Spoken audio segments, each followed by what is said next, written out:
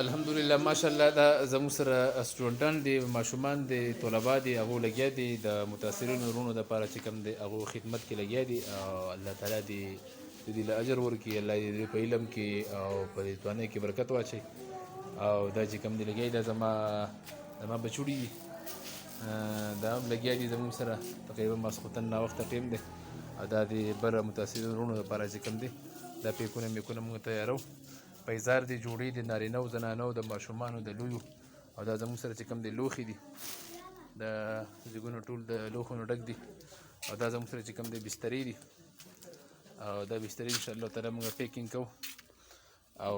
بیا ان شاء الله تعالی کوشش دا کوو مستحقین ورونو ته چې کوم دي هغوی ته د هغوی شی پوره باندې حواله شي الله دې قبول کړي دا ستاسو کوششونه الله دې د دې اجر موږ په دنیا او آخرت کې راکړي او ماشاءالله سړي زویه